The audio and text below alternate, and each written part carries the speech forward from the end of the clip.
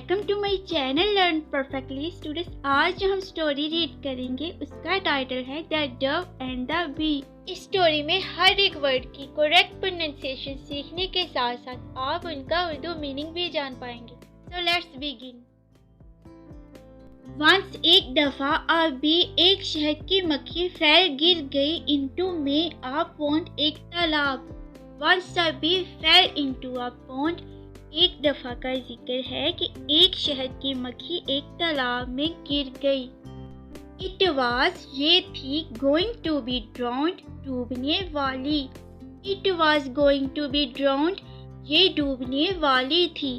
A dove saw that ایک فہدہ نے دیکھا کہ the life of the bee شہد کی مکھی کی زندگی was تھی in danger خطرے میں. A dove saw that the life of the bee was in danger. ایک فہدہ نے دیکھا کہ شہد کی مکھی کی زندگی خطرے میں تھی.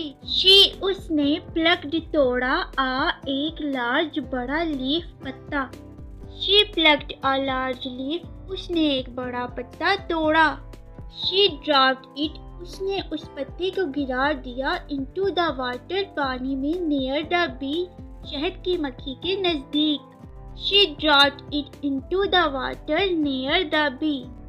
اس نے اس پتے کو پانی میں اس شہد کی مکھی کے نزدیک پھینک دیا.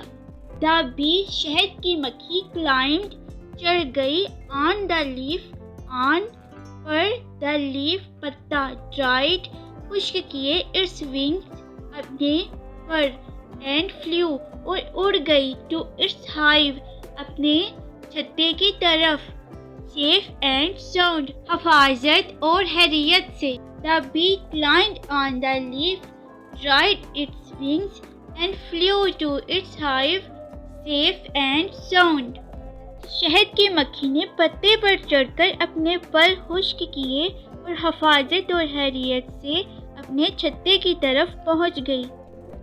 It was یہ تھی thankful شکر گزار to the dove فہدہ کی for her kindness اس کی مہربانی کے لیے. It was thankful to the dove for her kindness. یہ فہدہ کی مہربانی پر اس کی شکر گزار تھی. It wished اس کی خواہش تھی to do her a good turn کہ اس کے کام آئے. A few days later چند دنوں بعد.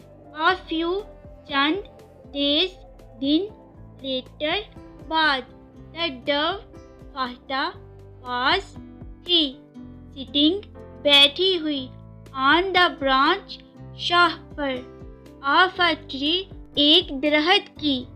A few days later the dove was sitting on the branch of a tree.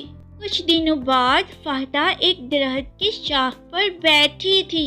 A hunter ایک شکاری was taking لے رہا تھا aim at her اس پر نشانہ with his gun اپنی بندوق سے. A hunter was taking aim at her with his gun. ایک شکاری اپنی بندوق سے فہدہ کا نشانہ لے رہا تھا. The bee شہد کی مکھی arrived پہنچ گئی. The nick of time and وقت پر. The nick of time means and وقت پر. The bee arrived in the nick of time. شہد کی مکھی and وقت پر پہنچ گئی. At once فوراً. It sat یہ بیٹھ گئی upon the hunter's hand شکاری کے ہاتھ پر and stung اور کاٹ لیا. At once it sat upon the hunter's hand and stung. اس نے فوراً شکاری کے ہاتھ پر بیٹھ کر اسے کاٹ لیا. He moved his hand.